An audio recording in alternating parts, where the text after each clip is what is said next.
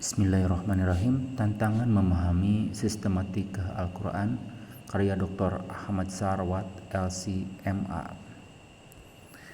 Kesalahpahaman fatal yang seringkali menimpa banyak umat Islam adalah mengira bahwa Al-Quran itu sebuah kitab undang-undang yang tersusun secara sistematis.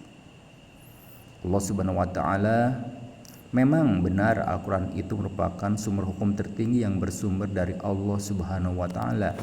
Namun yang keliru adalah anggapan bahwa Al-Quran sudah tersusun secara terstruktur, sistematis, tinggal dibaca saja dan tinggal diikuti.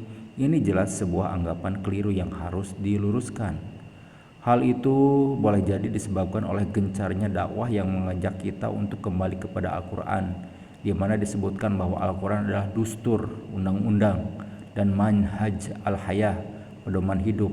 Lalu muncul imajinasi seolah-olah Al-Quran itu wujudnya berupa sebuah kitab undang-undang yang rinci, terdiri dari bab, pasal, ayat, dan butir-butir.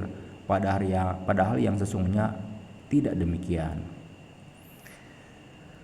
Benar sekali, Al-Quran merupakan kitab suci yang wajib kita imani dan kita junjung tinggi serta kita jadikan rujukan dalam segala urusan kehidupan. Namun tanpa mengurangi rasa kagum kita kepada Al-Quran sebagai mukjizat abadi, faktanya secara keseluruhan ternyata penyajian Al-Quran lebih mirip dengan kitab sastra kelas tinggi yang tak tertandingi ketimbang format undang-undang atau peraturan.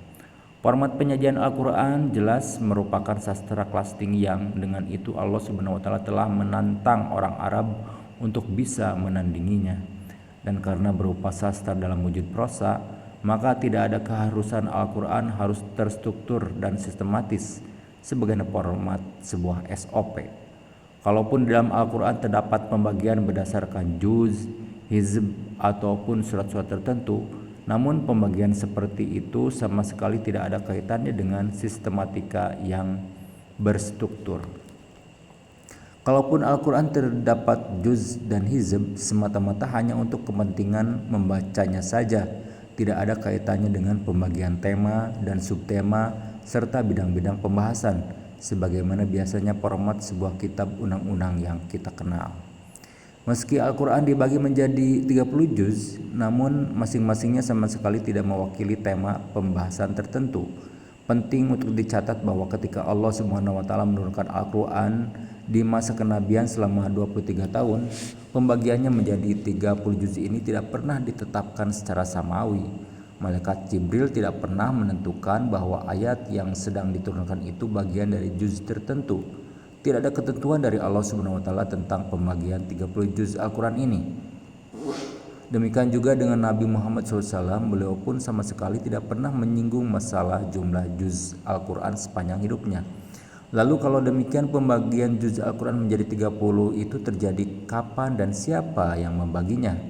Sejarah mencatat bahwa pemecahan Al-Quran menjadi beberapa juz semata hanya untuk membagi jatah dalam membaca Al-Quran saja.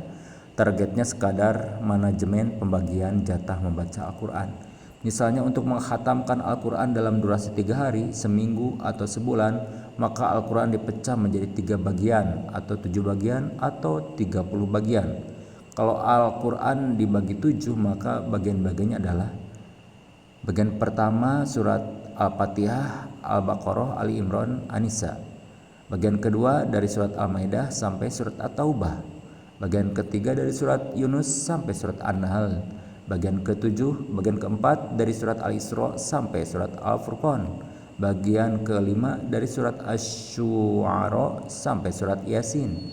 Bagian keenam dari As-Saffat sampai surat Al-Hujurat.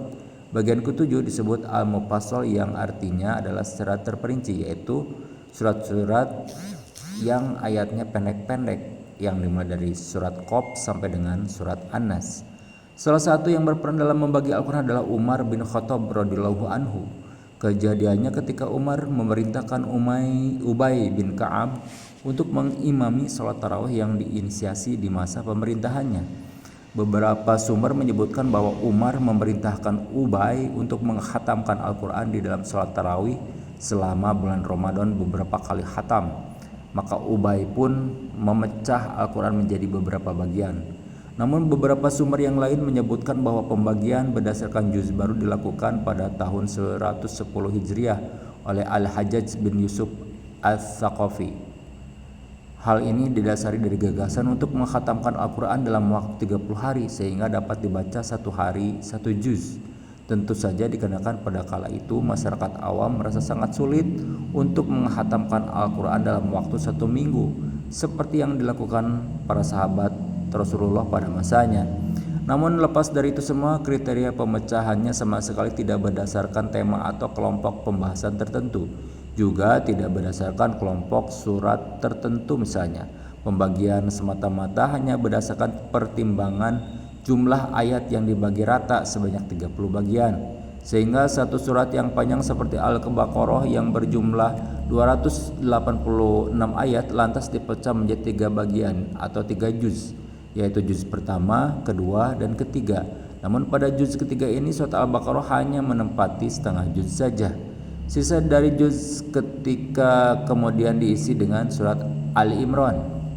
Namun karena surat Ali Imran ini cukup panjang mencapai 200 ayat, maka jatah untuk juz ketiga terlanjur habis baru di ayat 91. Ayat 92 sudah ikut masuk juz 4. Surat Ali Imran pun ayat 200 pun berakhir di juz keempat dan masih bersisa sehingga langsung